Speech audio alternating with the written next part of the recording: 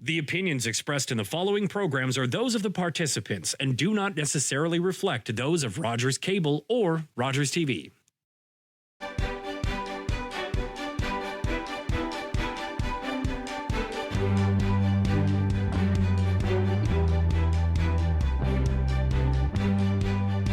Hi, and welcome to Politically Speaking. I'm David Shearman. My guest today is Mayor Ian Boddy of the City of Owen Sound. Always good to see you, Ian, but you're indoors today. You're not in the atrium and you're not out in the waterfront. You're in your office, I think. Yeah, I'll be a typical Canadian. I'll complain that it's too hot out. Well, it is getting warm out there. Either too hot or too cold. Yeah, no, it's a beautiful day, but it looked like it was going to rain, so I wasn't sure. Well, good idea. In fact, I just got a thunderstorm watch on my phone, so we're going to get something. But when? Who knows? That's way above my pay grade. Yeah, and certainly above yours. Yes, yeah. It's not. Yeah, weather doesn't fall under the municipal umbrella. Wow. Geez, No, there's a pun there that I didn't. There's a pun there that I didn't intend. But we'll take it. We'll take it. Look, there's all kinds of things happening here in this city, but let's kick it off with, I have to say, we've got quite the fire chief. I heard the interview on CBC about the new fire truck, and you could almost hear the interviewer laughing about the city buying a used fire truck on eBay. Well, it wasn't quite eBay, but it was an online auction. What's the deal with this fire truck? Well, where do I begin? There's a requirement to replace fire trucks like every 20 years. And we've got one that is a La France that they haven't been making them for about 15 years. We needed parts, couldn't get them. It was at the end of life. It is a backup aerial truck. So our main truck that we bought about 2 or 3 years ago is a 100-foot ladder. This is a 75-foot ladder. So we're replacing a fire truck with a fire truck. We were luckily Phil Eagleson, the fire chief, was, I don't know where he found it, but he was looking and saw that there was one coming up in auction that was going to work. So he was able to buy a used fire truck. We're able to take it back to the factory. In fact, it has been in a municipality right by where the factory is, so it's always been well maintained. And we were able to buy a fire truck for $100,000. We'll spend another couple of $100,000 of dollars, and I mean a couple, like 2 to 4, probably $100,000 to get it renovated and fixed up and Canadianized and put it into service. So our last one, which we got 2 or 3 years ago, was I think 2.1 million. That price tag's gone up to about 2.6. To replace this with a new truck, we're somewhere close to $2 million. So we've got a savings of approximately 1.5 to 1.8 million dollars. I think Phil will tell you it's 1.8 is the savings. So, creative thinking, having a good eye for what's out there in the market, and good timing. Absolutely. I thought it was really both ingenious and quite funny, because ingenious is this is how you save taxpayers' money, is to look around, see what the possibilities are. And I'm sure if Chief Eagleson is like any other professional firefighter, he probably in his off hours he looks for at old fire engines. And I know a couple of retired firefighters. That's what they like to do. They just wander through the internet. So it's good to see. It's good to see. Yeah, very good to see. Now, I did notice in the presentation that was made at the council meeting that one of the points, or one of the important points that was made, is that first of all, the city rotates the use of its engines. So this engine will be put into what was called rotation and to be used, but it's also available to neighboring fire departments through mutual aid. so that because they don't have the big ladder trucks or may not have as big a ladder truck, and so that they can request the use of our fire engines. Is that true? Yes, so the LaFrance truck that is there has been used more as just a backup, and it has been going out because of the it being a little fragile. So the plan is to put this truck into the rotation, so they all of them got tanks, etc. All of them have pumping apparatus. One's got more pump, less ladder, I suppose, because of what they can fit onto a truck. So it will be going into rotation more. We do have mutual aid. So when we have big fires like August 10th, 2016, I think is the date when we had the arsons all over the place. We had so much help from Chatsworth, Knitter Township Fire Department, and Meaford, and everyone came in from all over. We sent the 100-footer up to Lion's Head to help with the grocery store up there sometime within the last year. So yeah, it gets used and gets shared, and etc. There was a question I think came from one of the counselors about. Oh, maybe it's for me. Why don't we just borrow another truck from someone else when we need it? And there's an underwriters association that scores or marks the city, and it's based on the equipment that you've got. It's based on the training of the fire department. It's based on fire hydrants, and we have the highest rating for insurance for a municipality that we can have. Or that they give to anybody. It'd be higher than out in the townships around us that don't have fire hydrants, maybe don't have the same equipment. And what it means is that an individual's insurance on their house will be less expensive within Owen Sound than it will be in the surrounding areas. So by having that truck, that affects that. Borrowing a truck when you need it doesn't really get taken into the inventory, from what I understand, by the underwriters. Well, at the end of the day, it's a win-win situation because taxpayers win at lower cost. The city wins because of improved fire protection, and we can share it with our neighbors. And I should also mention that if viewers will recall interviews with the head of paramedic services in Grey County and with the warden, the lead time for ordering this equipment is 2 to 3 years. It's horrendously expensive.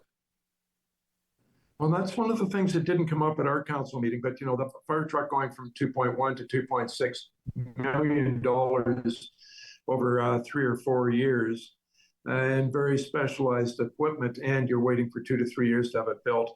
We've discussed that up at Grey County with an ambulance that just looks like a box of wheels, but the way they're built, the way they have to be built to get to difficult locations, all the equipment that's in there at the county level or for ambulances, provincial level has approved 2 different companies and they've amalgamated. So really we have one supplier of ambulances, but it's the same thing for specialized equipment like that.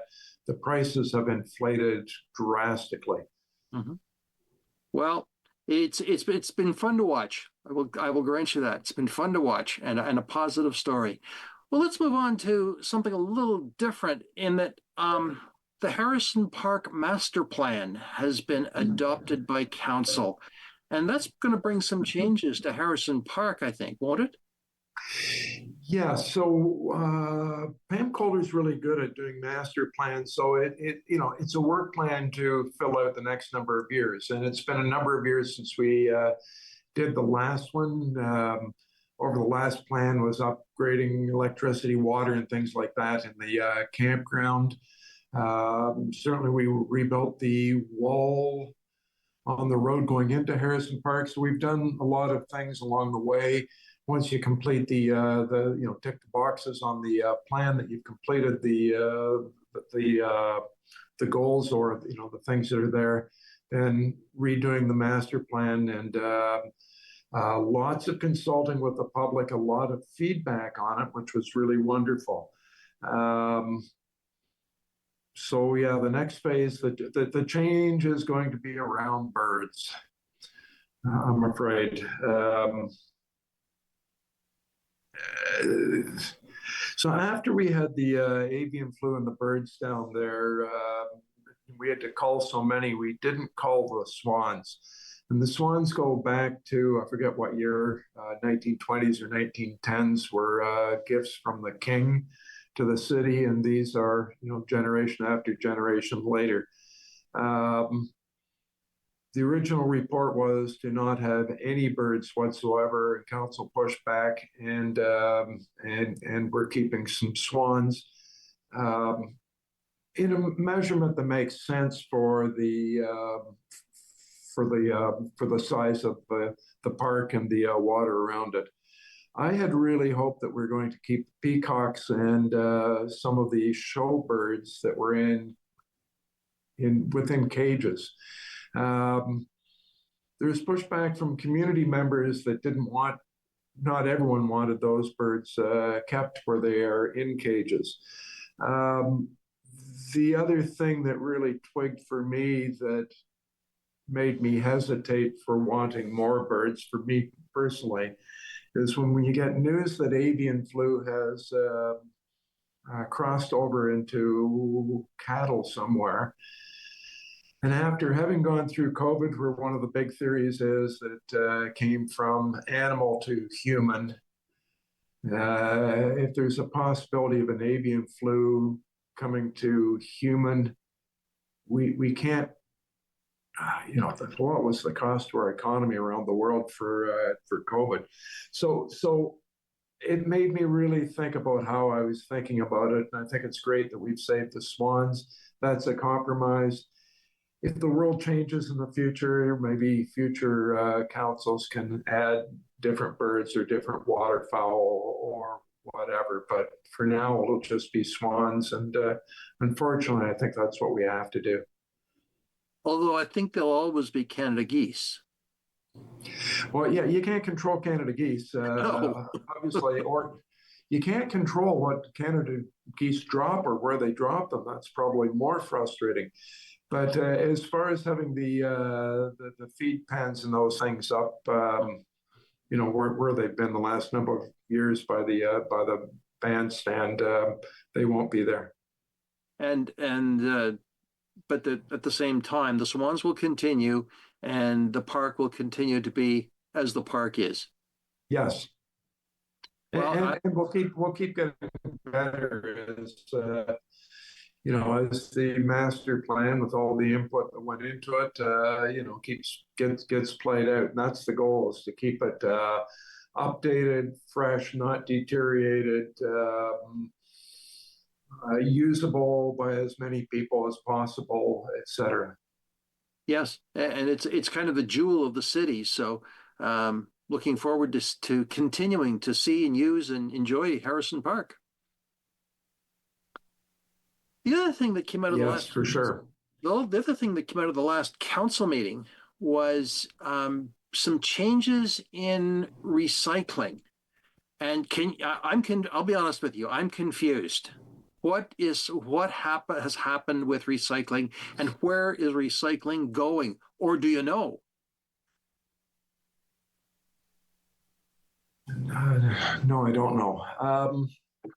So right now you've got blue box at your doorstep or at the front. I put mine out this morning. But it used to be that you could go up to Miller Waste and drop it off, and they would charge you a pretty good fee to drop it off. And then they charge the municipalities on top of it a pretty good fee. Given that it's a regional service, it's difficult for the city to say that, yeah, we'll continue to pay for all of it. So we had a formula that we would pay a percentage. Georgian Bluffs was willing to pay a percentage, but they were willing to pay if Meaford was going to take a percentage. So it gets spread out fairly. Meaford chose not to support that for their own reasons, and it's not criticism. They just made a decision based on the information that they had, or maybe the lack of information that they didn't have enough to make a decision. So with that, then Georgian Bluffs was out, and then we looked at it, and the motion was to stop after, I think it was 6 months. It comes up in June. Council turned that down, so it remains in place where the city continues to pay, and others may use it. We've got a meeting that's coming up that we will review the contracts that have come in on waste service. So right now we contract with Miller. We're renewing that contract with we had a couple of different bidders. And the offers or the proposals that were made were garbage, were also blue box, were also green bin, bio waste. So council will have a meeting because there's more than one proposal that's come in from a different company. Then we will do that in close, so we're not leaking information to the opponents, and have a good discussion in a closed session coming up in a couple of weeks on where we go with waste and et cetera. So it sounds like this will be a to be continued story. Always, yeah, everything's to be continued, I think. But waste is one of those things that everyone wants it weekly, and right now we're bi-weekly. Suppliers are taking over blue box, but it wasn't really what we thought it was going to be, or wasn't as complete as we thought it was going to be. And it's confusing around residential that's above a commercial space, for example. Still pretty easy for anyone living in a house on a residential street. That's going to continue. But some of the leftovers that fall into the municipalities, that mean we have to do it. It's not mean we're not supposed to be doing it. It's complicated. That's putting it very succinctly, and I'm still confused. But hey, we'll just as long as my garbage gets picked up, and I use my tags, and my blue boxes will still be going out. Well, we'll see. We'll see. You're hitting a point there, Dave. For most people in the city, when they phone for the fire department and it gets there, or they phone for an ambulance from the county and it gets there, or police, or the garbage truck gets picked up. Lord help us if we don't get snow picked up off the street fast enough, or the sidewalks. Most people don't pay a lot of attention, in a sense, to all the things we're doing, unless it's something that is a change of service that affects them. And there's some people that do pay more attention. Obviously you do, for a couple of different reasons. True. One of them being this show. So, but it's for a lot of people, it doesn't matter till it affects them at their doorstep, and that's kind of a good thing. I think that means we're doing okay when we don't hear from people. Yes. Well, I suspect as we approach the end of this season, we'll be back on this topic in the fall. Yes. Yeah, for sure. Absolutely. Well, let's move on to another, how dare I say it, a beginning and end in mind, and that is water and wastewater, which are also important civic services. And the water and wastewater charge bylaw has been passed, and there was a bit of a surprise in the wastewater surcharge, I thought. Yeah, it was at 5 instead of 8, I think, was the numbers, and at one time it was 10%. So I've said this in this show a whole bunch of times in 12 years that we turn on our tap and we get fresh water. There it is. We push the handle on the toilet and away it goes. We got a whole bay of water out there. It has to be treated, and there's a little bit of cost of treating it, making sure that it's safe when it gets to your door. But really, the cost is all the pipes and all the pressure and all the everything that's needed to get it from the bay through the system, chlorinated, et cetera, and get it to your tap. So the expense is the operation and all the infrastructure that goes with it. We've got an aging infrastructure. In fact, we're up at the Works Department this week on Monday on a tour, and there's still they have a beautiful piece of hemlock pipe, which is one of the original pipes that's up on display. That's so cool to see. Now it's all PVC plastic that's replacing it. So after Walkerton, there were provincial requirements to start to put together a business plan for your water system, and it only makes sense that we do it for our wastewater system. So as a pipe ages out, so if it's got a 50-year lifespan and it needs to be replaced after 50 years, then you start planning and putting money into the SOC to pay for it when it needs to be replaced. So you have a whole asset management plan, estimating when things will deteriorate, when they need to be replaced, how much it's going to cost at that time, how much money you need to put into reserves now.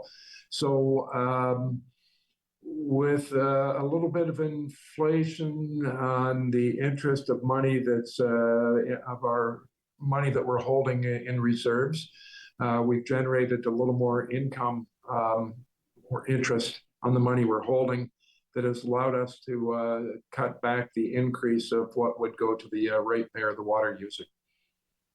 And that was, like I say, that was a bit of a surprise because we've been told in the past to expect significant increases. But, well, we'll see. That's another wait and see. Did I hear Kate Allen say that there's there'll be another contract to look at the water and wastewater rates going forward as well? So we'll get another 5-year projection. I think we're required every 5 years by the province. Yeah. I know the very first one was a 10% raise for 5 years. The second one was a little bit less, and then we look at it and figure it out with money in, money out. During COVID, we didn't raise those, as I recall, but we knew there was going to be a big increase after, and there was, bigger than what would have happened if we just done the gradual increases during COVID. But so the study will be coming up again. Someone will come in and do an estimate of growth and water use. That's the other thing that's interesting is there's less water being used. And so people aren't watering their lawns maybe as our parents would have, or maybe we would have 20 years ago. Some of the pipes have been fixed and there's maybe less leakage, but they're just, that wouldn't affect the meters at the house. That would be lost before it gets to the meters. So just people are using less water. They're more conscious of the water, what they're running, preserving more water, probably, just not wasting it at home within the house either. So it's kind of neat to see. But sometimes when we're counting on X volume of water and billing it when there is less, then it meant that we would have a shortfall in some of the water used. So, yes, indeed, it's one of those puzzling things. But at the same time, as use goes down, costs either stay the same or go up. So. Kind of a rock on a hard place kind of position. By the way, I have seen that piece of hemlock pipe. That is very cool, very cool. And when you realize what the water system was a century ago here or more in this city, we've come a long, long way. Yeah, it's amazing. Of course, winter of 16, winter of 17, it's becoming a blur now. We had all those frozen pipes and had to replace a lot then. A lot of them were steel. We've replaced lead pipes in the city. There may still be some between, on private property between the cities, the end of the city's services and going into houses, but I think most are replaced. Having gone to the Great Lakes and St. Lawrence Cities Initiative, it's interesting watching the big American cities trying to catch up and replace lead right now, and you realize sometimes that we're ahead of the game, and you don't think of it till you see yourself compared to others. Indeed, well, American cities and any Canadian cities have had to pay attention to the Flint water crisis. which was multiplied by some interesting decisions on where their water would come from. But that was a clear case of lead poisoning, and it gave most American cities a huge wake-up call. Yep, it sure did. Yeah, almost kind of like our Walkerton, but a little different outcome. Yeah. You hate to see that happen, and that's certainly after Walkerton. The I was going to say the province has taken more responsibility, but municipalities are a creature of the province, and it's us that runs the water systems at municipal level. So it's regulations and laws and things, statutes that made sure that we're on top of water and protecting people. Right. And speaking of water bills and such, the final tax bill is out. I got mine by email. But the final tax bills are out, which meant that the budget is approved and passed, and Kate Allen has done her job, and everything is out there. Yeah, I've got a note. Final tax bills have been issued and are due on June 28th. So what's that? 24 days, 23 Yep. days, Mhm. and then on September 27th. So it's fun working in my law office where I'm helping people buy new houses and explaining that the tax bill doesn't happen quarterly. It comes out twice. The first one will be based on last year's taxes. The second one will have the increase in taxes.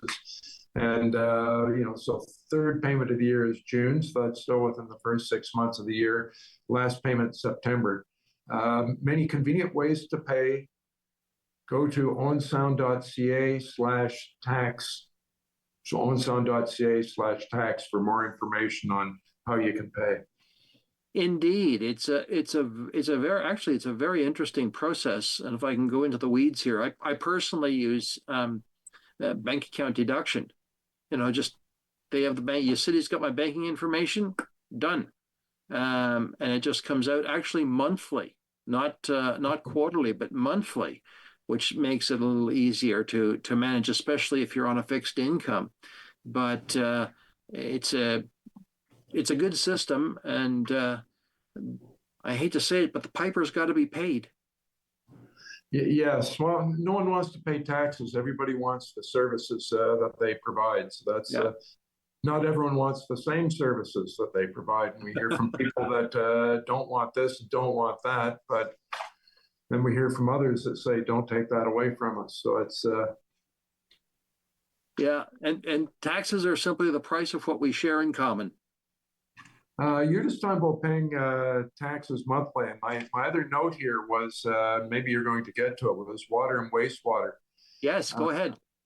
So we're working on changing over the water meters. So right now, the water meters in your basement, it detects the volume of water going into your house. And then there's a little electronic gadget on the side of the building that somebody walks around and holds a piece of equipment or electronics up to and reads your meter. And we're going to a smart meter radio, I guess, water meter for 2025, 2026. And this new technology will allow remote reading and therefore more frequent billing. So as you talk about paying your taxes monthly, right now we're just billing for water quarterly. And the potential is there that we would start to be able to bill monthly, which would make it easier for people planning their budget, et cetera. I think you can still pay monthly, and it's just that it won't be read, and there'll be an adjustment up or an adjustment down quarterly. But this new system and new technology is pretty amazing. So, and I have to say that's exactly what I do. I set aside X amount of dollars that I prepay the account, and I just, when the invoice comes out, I just either have either a bill credit or a small additional bill. So that's my way of, I wouldn't say beating the system, it's just paying the piper. But it's interesting that, and we'll talk about that and what that change will mean again. But it will be interesting to see as we move into the 21st century in terms of technology. So, Yeah, nothing's cheap, of course, but it's you won't have somebody running around doing the same thing. You'll be able to do it faster, so it will be more efficient for the tax side of things. The cost will be more efficient in the long run. So Sure.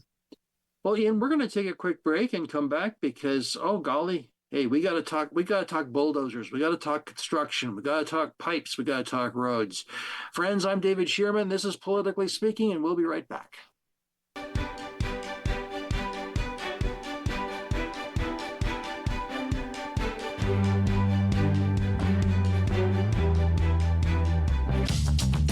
This program is brought to you by Ignite TV. Now you're in command. Visit Rogers.com for more details.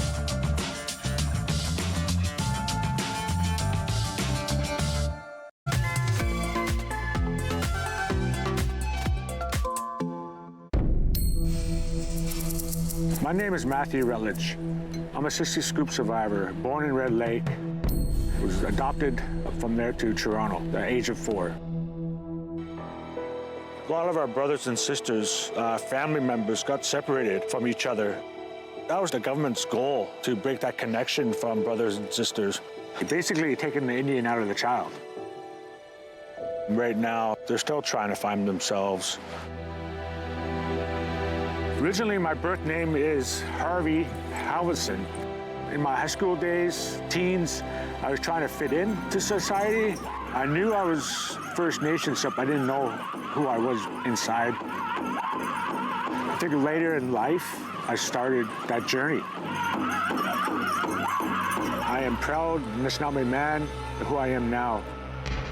I love life, who I am.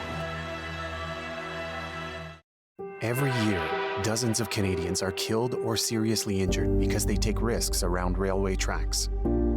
Talk to your loved ones about rail safety. Visit stoptracktragedies.ca.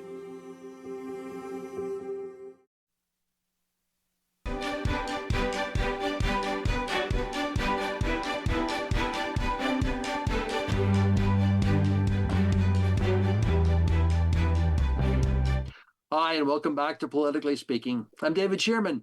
My guest today is Mayor Ian Boddy of the City of Owen Sound, and we've been talking water and taxes and fire trucks and parks but boy, we've got a lot more stuff to talk about. Bulldozers, projects, construction. Okay, Ian, let's start with the big one, and that's Alpha Street. What's happening?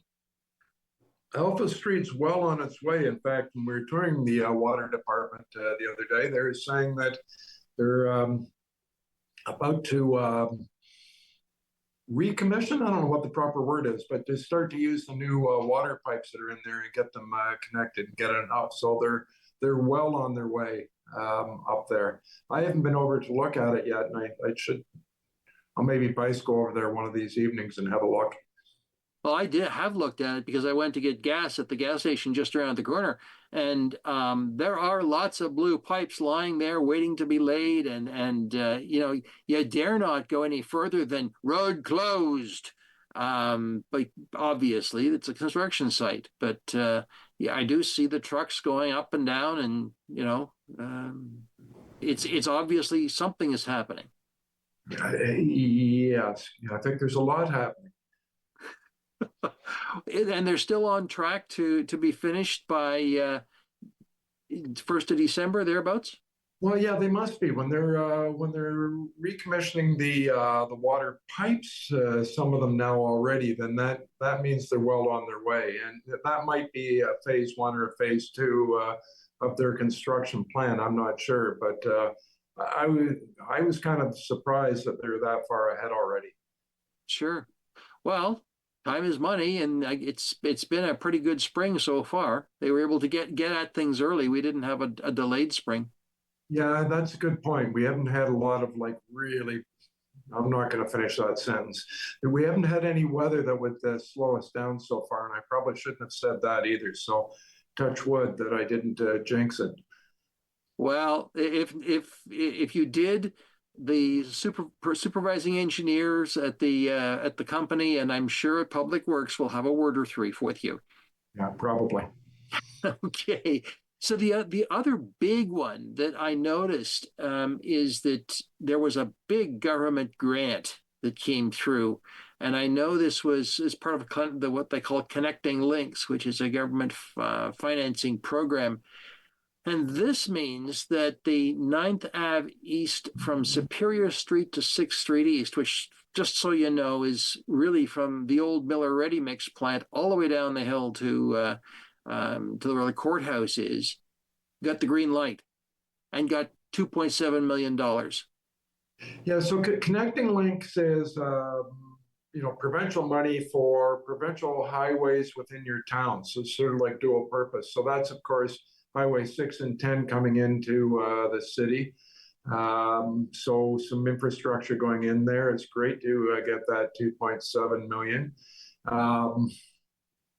So often we say thank you to the province for it, which is accurate, but there's so much work that goes into one of those from the municipal staff that have got to put together the application, which isn't easy, put together the plan, all the engineering, everything that's got to go into that to be presented to get the approval for the money. And, a little bit of negotiations back and forth to try and get it approved.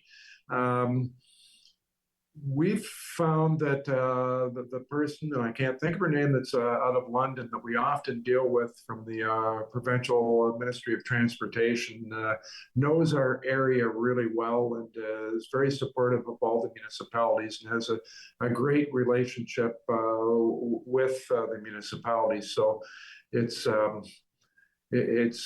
good to have somebody that isn't faceless, I guess, is what I'm trying to say. So that's been needed for a while. It's good to have the money and good to get it going. Will this have any direct impact on the Flato development and Red Hawk and all the other that are just to the east of that, do you think? Or is this sort of infrastructure that had to be done?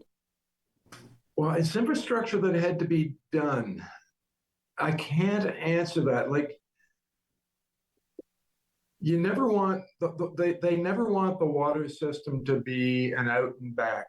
They always want it to be looped so it's redundant. So the water is always circulating within the pipes, so you don't get a concentration of chlorine or anything at the end of a pipe where they have to spill it off. So I'm not sure how it may affect in the long run if something was developed along the city side of Superior Street at the top of the hill going east. It may affect 6th Street. Like, I know last year we were putting in some water pipes on what would be potentially 10th Avenue, so east of the Macwa Cahill property, going down almost to the back of the county property or Ontario Hydro back there on 6th Street. So there has been some looping going in. I'm not sure how this affects it. It may. Yeah. Well, it's dare I say it, money has been falling like rain in the last couple of weeks here in this area, at least it seems. So it's good to see. Yeah.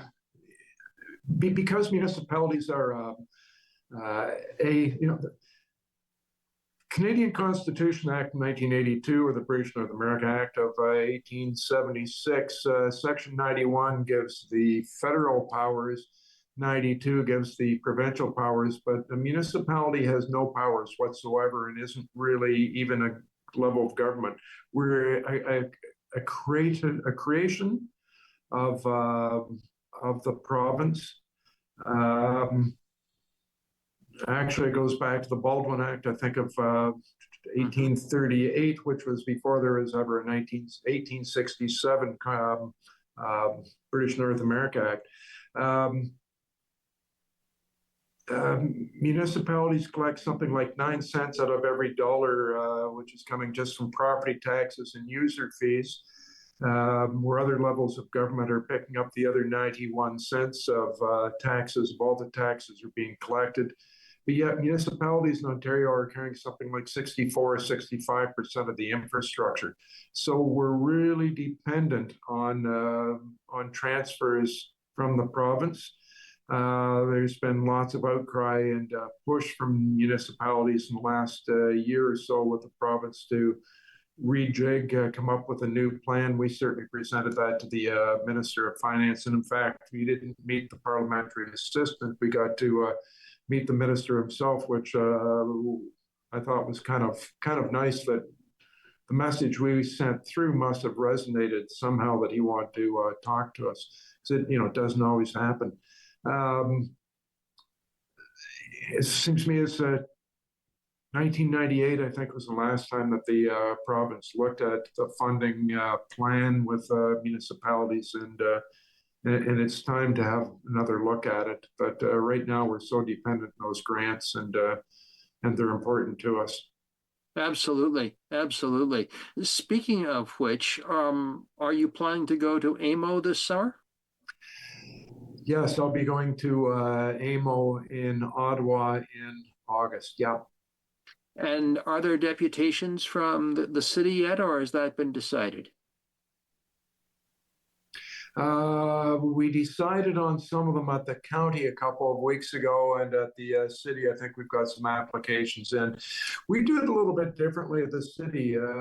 Tim Simmons has been so good at planning ahead and thinking ahead and having a strategy that we've got an intergovernmental strategy with different areas that we want to identify and want to discuss, and doctor recruitment, for example, and some of those funding things, et cetera, infrastructure, different things that are on our list. So we'll be putting in for a delegation for sure.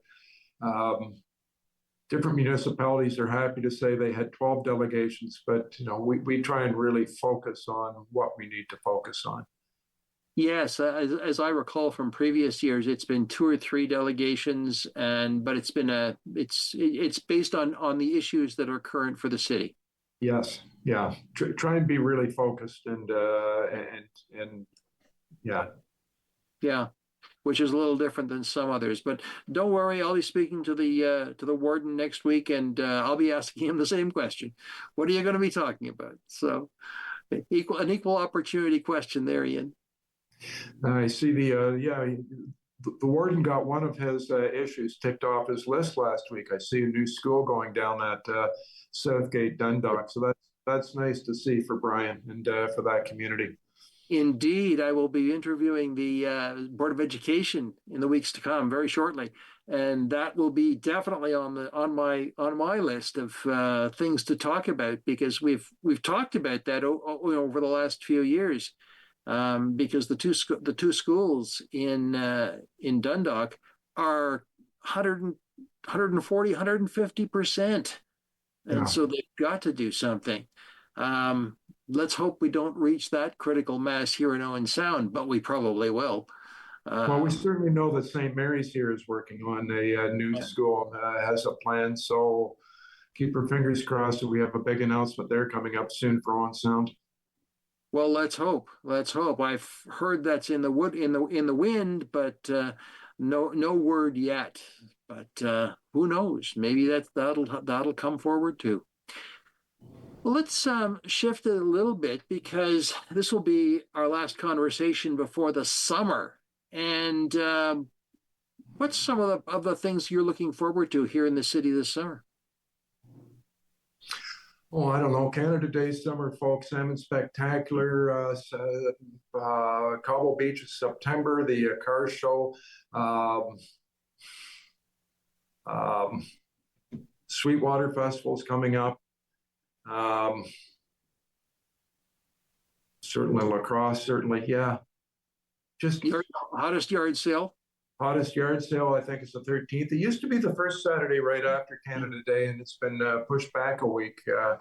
So it's a little bit later into July, and that's always a biggie of lots of people around. Certainly the Sunday night concerts, Harborside concerts have started already on Sunday nights down at the I still want to call it the Marine Rail Museum, the community waterfront locations. So that's good. Yeah, lots going on. It's nice to be outside again. And I also noticed that in case of rain, it looked like the waterfront concerts are being held, at least the last one was held at the Harmony Center, because that was Yeah, with the Buckets. So yeah, that that was Sunday night. Yes, they don't cancel them; they just move the venue. correct. Yeah, you can always find it in the Owen Sound's website or the Owen Sound Tourism website or social media, Facebook. There'll be a message out that it's been moved. Yeah. Well, it's great that we've got those facilities that, the old Knox United Church was repurposed into the Harmony Center, and it's a great location, a performance center, that's for sure. Yeah. So that's good. That's good to see. It's good to see. Well, and speaking of tourism, the tourism center, which used to be in the Community Waterfront Museum, is now over in the Tom. Yes, so it is opened at the Tom Thompson Art Gallery next to the library, closer to downtown. It allows us to bring two staffs into one place and be more efficient and keep the doors open for a little bit more. So yeah, it's a trial. It's the first year we've tried it, and we'll see how it works. Sure. Sure. Well, it'll be interesting to see because it kind of turns the old CN station into a genuine museum, into a full museum, and they will have more space to do things that they may want to do. Yes, yeah, and that's the advantage because I'm sure they've got lots of things that aren't on display that could be. Yes, that's what I have heard. The other thing I've heard that there'll be community events there as well. Good. Yeah, but you're not going to hold a city council meeting there. No. Well, it's simply because of now that we're videoing everything, even our committee meetings are happening in council chambers so they can be videoed and there's always a record of it. I preferred the committee meetings when they're in a smaller boardroom and you could have more of a free discussion. It doesn't work the same way in the big council chambers, but it's for electronic gathering and always being able to watch any council meeting, any committee meeting, any segment of it. You can find it on the website and go back and review it. So that's where we'll keep our council meetings. That is very true.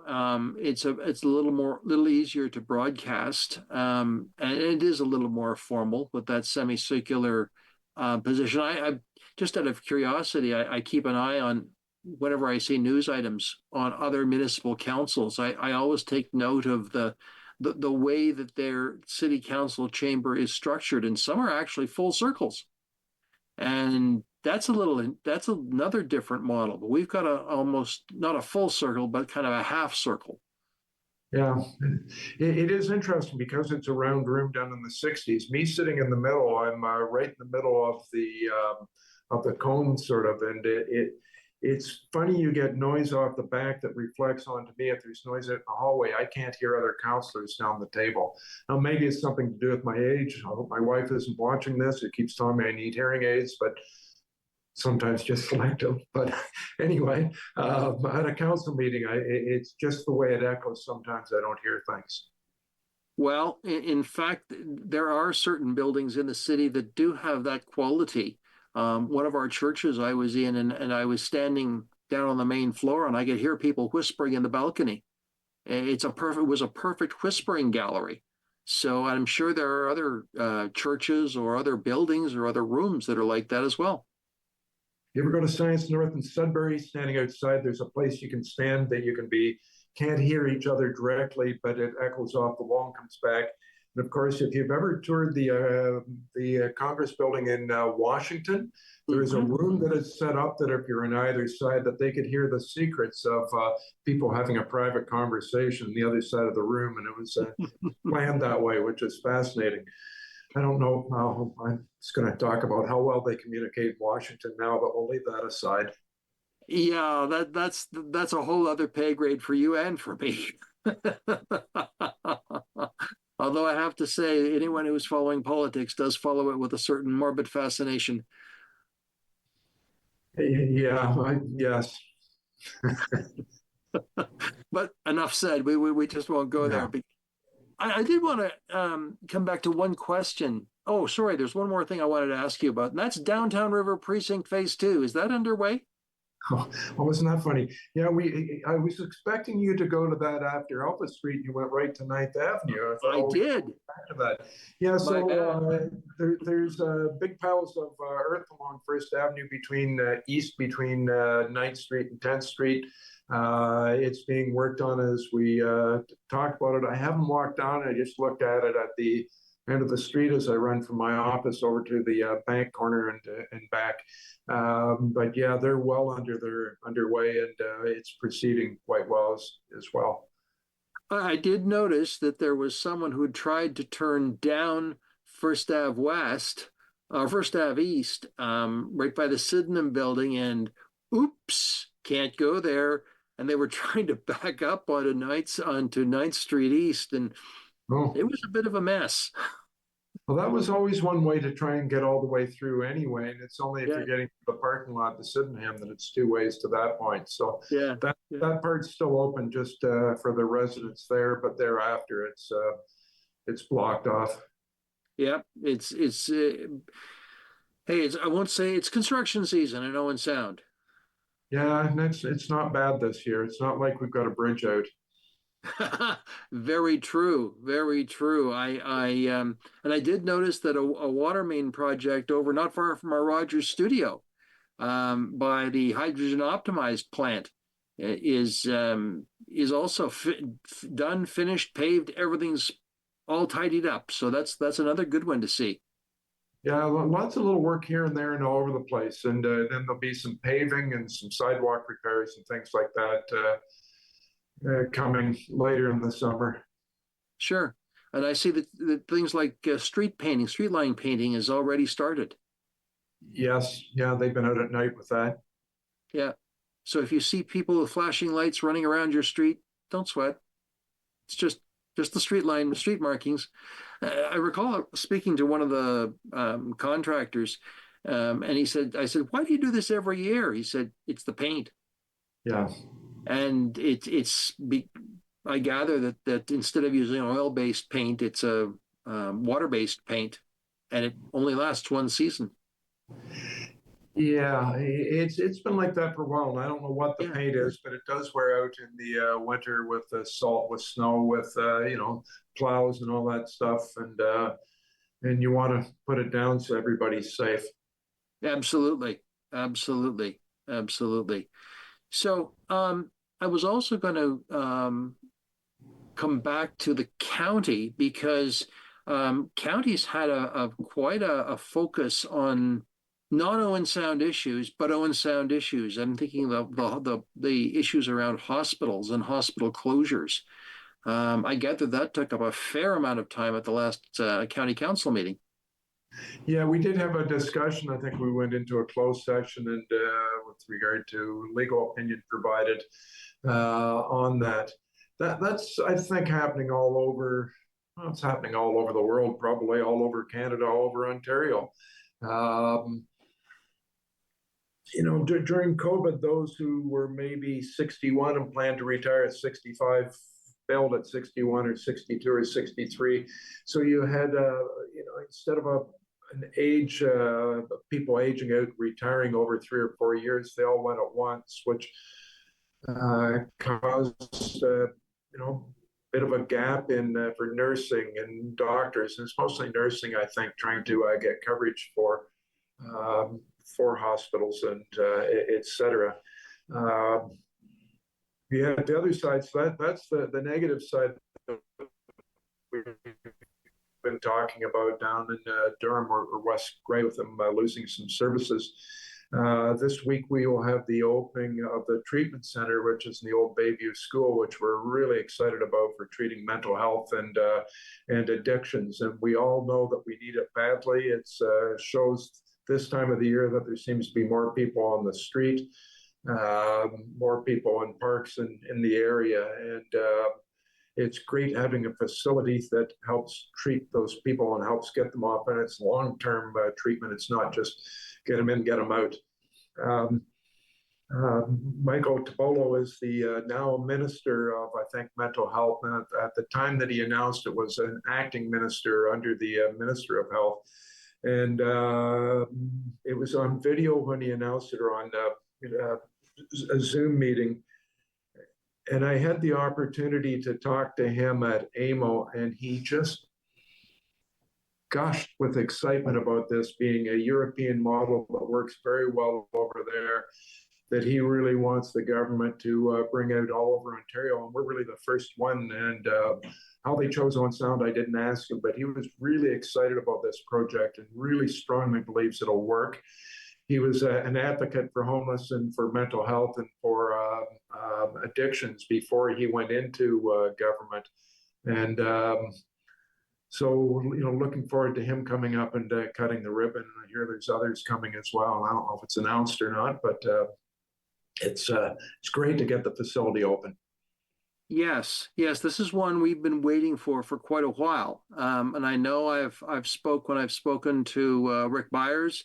He's been vague, and that's fine. He's a provincial politician. But yes, that the Bright Shores Wellness Center is going to be a game changer, I'm told, in terms of treatment, and it's unique to Canada. I've always said that we do things differently here in Grey Bruce sometimes, often, and this is probably a good example. We're often out on the cutting edge, and I was talking to one of our healthcare people, and they were saying they go to conferences and people just say, "Huh? You're doing that? How are you doing that?" So it's a real feather in our cap, and certainly the Bright Shores is to be commended for this. Yes, it is a Bright Shores project. I was just going to say that to make sure that's understood, and they will operate as a health facility.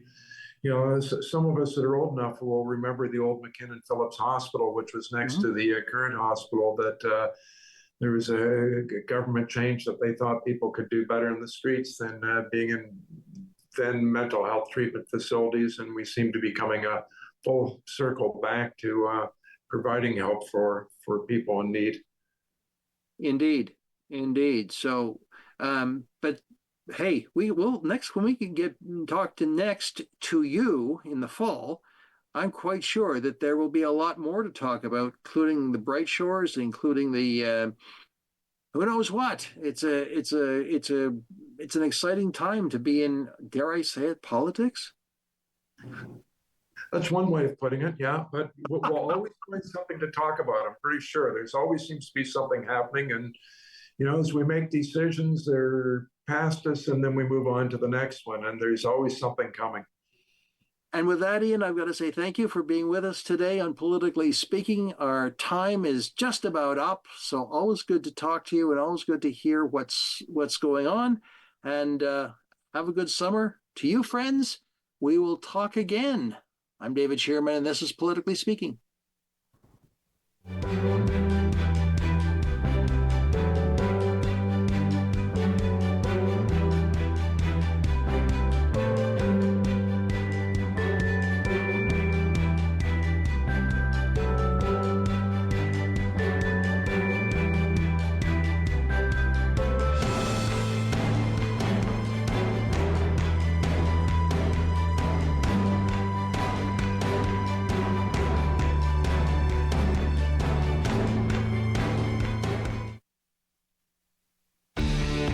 Connect with us by visiting our website or email us at comments@rogerstv.com.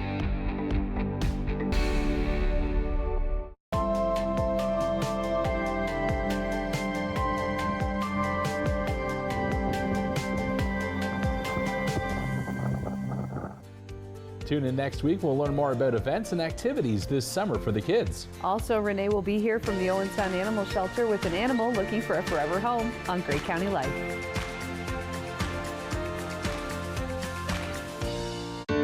It's been a long time coming. You don't win it to keep it, you win it to be a part of its history. Always knew. Always always hard to see the difference between winning and losing. How to steal.